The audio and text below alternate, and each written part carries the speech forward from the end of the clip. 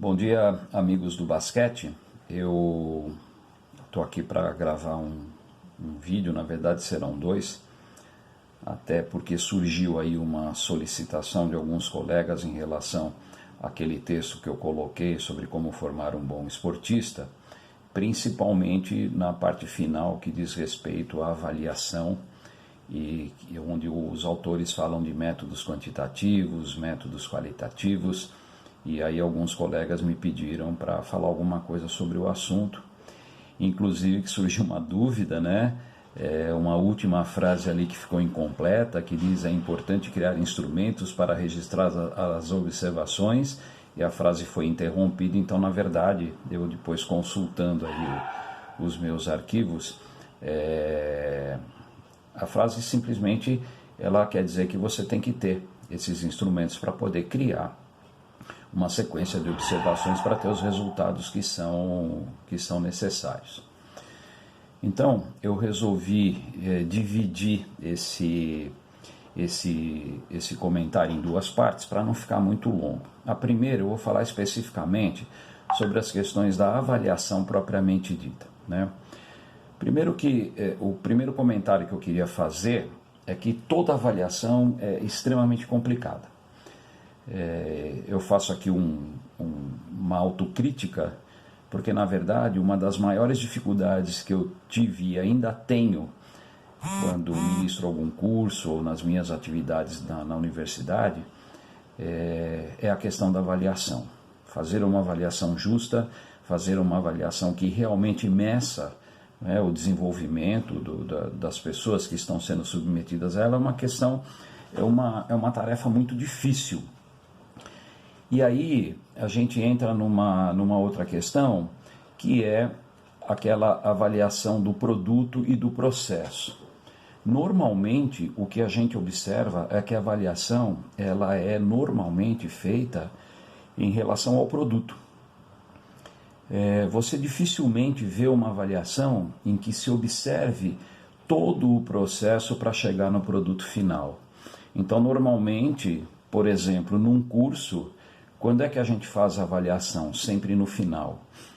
Claro que ela mostra um resultado de aquisição de conhecimento, mas não mostra necessariamente o quanto aquela pessoa evoluiu para chegar naquele nível de conhecimento.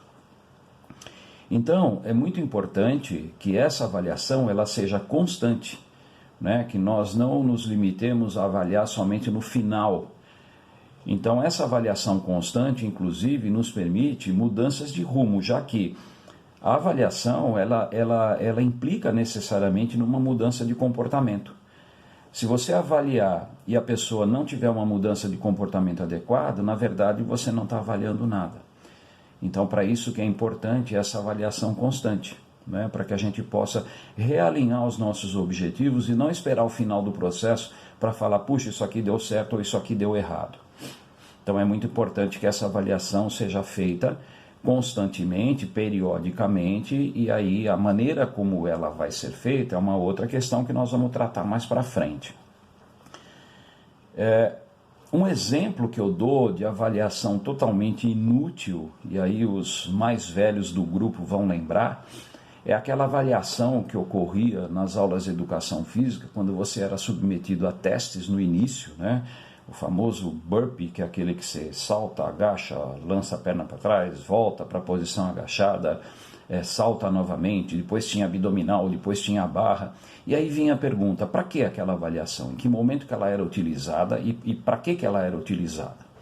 E aí se fazia essa avaliação depois de um ano inteiro de atividade.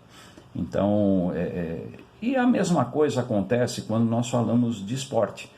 Não adianta você fazer uma avaliação, fazer o camarada fazer 10 bandejas no início e 10 bandejas no final. Claro que no final ele vai estar acertando muito mais, pelo menos é o que se espera, mas e o processo para chegar nisso tudo? E aí a gente entra nessa questão do produto e do processo, né? O que realmente é importante quando a gente trabalha com diferentes faixas etárias. Será que no nível de iniciação é importante você avaliar o produto? Será que nesse nível não é muito mais importante você avaliar o processo e criar situações para entender como essa criança está evoluindo? Será que na iniciação é importante saber se a criança acertou 4 ou 5 bandejas? Então essas são questões que a gente coloca sempre e que devem ser observadas, e por isso, novamente, eu insisto na questão da praticidade e da aplicabilidade dessa avaliação. Muito bem. Só para encerrar essa primeira parte, né, a questão dos métodos. Como eu falei, normalmente o que mais se leva em consideração numa avaliação é a quantificação, né? É o produto. É você analisar se um jogador, ou quanto ele acertou de lance livre, mas você não analisa em que situações esses lances livres foram executados. Então, o atleta arremessou 10 lances livres, acertou 7, 70%, que é um nível razoável para lance livre, mas em que situação isso aconteceu? Em que momento ele acertou esses 7 lances livres?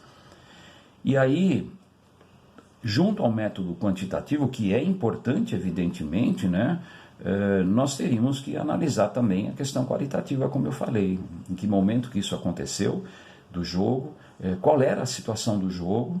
Puxa, o time estava ganhando de 20 pontos, estava perdendo de 20, ou estava ganhando de 1, e no último lance livre o camarada foi lá e acertou ou errou.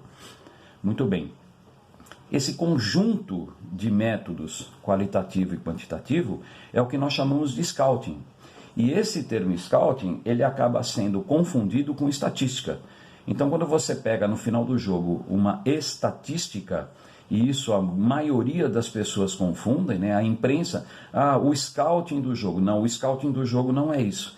O scouting do jogo é a estatística acoplada à observação que é feita, e hoje os métodos de observação são muito variados. Você tem vídeos, você tem uma série de facilidades aí que antigamente a gente não tinha, né? Era tudo na base do olhômetro.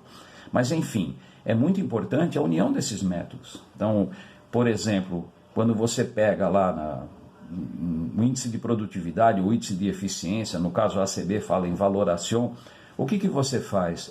Você simplesmente analisa as coisas que são quantificáveis, os erros e os acertos, né? E aí você tira Então você fala assim, puxa, aquele jogador teve 33 de eficiência. Mas o que significa esse 33? Ele acertou mais do que errou, evidentemente. Mas, novamente, em que situações? Então, muitas vezes, as coisas não são analisadas de uma forma a você entender como elas aconteceram. Então, o camarada teve lá 50% de acerto de bola de 3. Mas em que situação? Ele saiu de um corta-luz, esse corta-luz foi quantificado? Né? Ele teve ajuda de um companheiro ou ele fez uma jogada individual? Bom, enfim, só para encerrar, então, dizer que quando a gente pensa em avaliação, nós temos que pensar de uma forma bastante comedida e avaliar se esta avaliação realmente está sendo produtiva. No próximo vídeo eu vou tentar falar um pouquinho dos métodos e trazer para o tema, né, que é a questão da formação de bons esportistas, e de repente mostrar algumas coisas que podem ser feitas. Então, obrigado aí pela atenção, tenham todos um bom dia e, por favor, fiquem em casa, se cuidem. Um grande abraço.